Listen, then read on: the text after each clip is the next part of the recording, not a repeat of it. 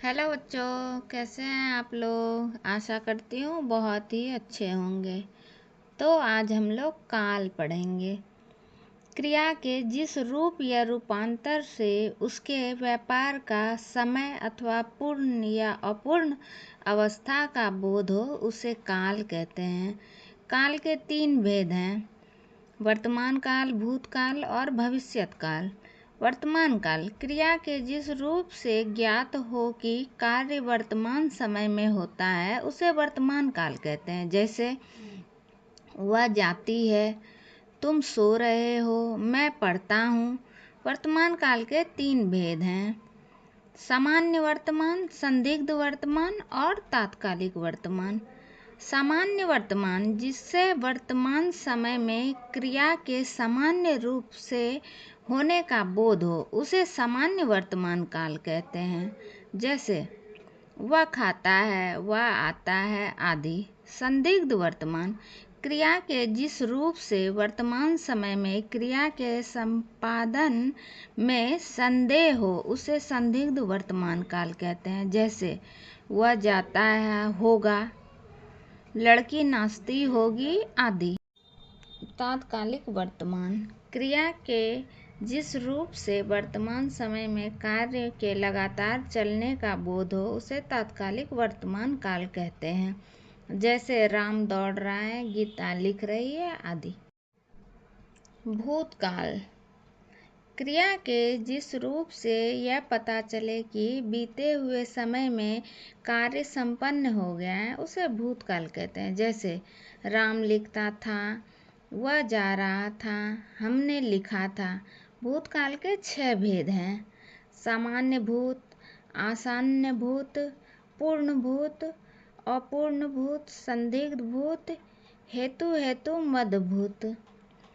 क्रिया के जिस रूप या रूपांतर से बीते हुए समय में कार्य सामान्य रूप से संपन्न होने का बोध हो उसे सामान्य भूत कहते हैं।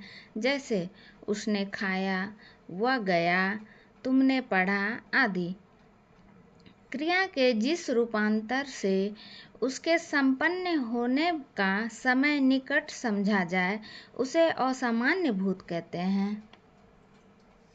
जैसे वह गया, मैंने लिखा है, उसने देखा है आदि। क्रिया के जिस रूपांतर से क्रिया के पूर्ण रूपेण संपन्न होने का बोध हो उसे पूर्ण भूत कहते हैं। जैसे उसने पुस्तक पढ़ी थी, मैंने पत्र लिखा था आदि। बीते हुए समय में जो कार्य पूरा नहीं हुआ हो उसे अपूर्ण भूत कहते हैं।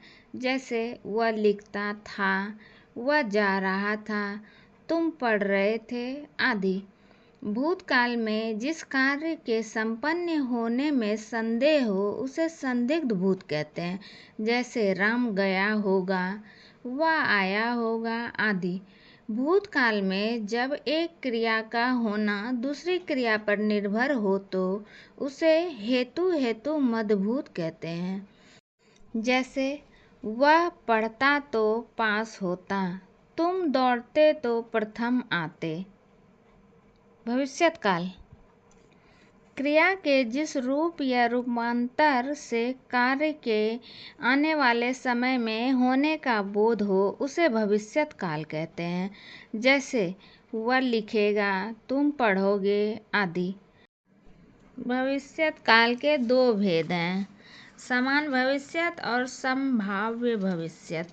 क्रिया के जिस रूप से भविष्यत काल में उसके होने का बोध हो उसे समान भविष्यत कहते हैं। जैसे वह पढ़ेगा, मैं आऊँगा, तुम लिखोगे आदि।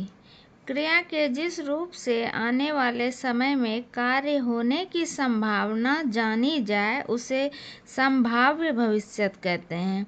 जैसे भगवान करे तुम सफल हो जाओ, वह सफल हो जाए आदि। तो बच्चों, आज के लिए बस इतना ही। मेरे चैनल पे बने रहने और मेरी रेगुलरली वीडियो पाने के लिए चैनल को सब्सक्राइब करें, वीडियो को लाइक करें और कमेंट में मुझे बताएं आपको क्या पढ़ना है, क्या पढ़ना चाहते हैं। तो बाय बाय बच्चों, गुड नाइट।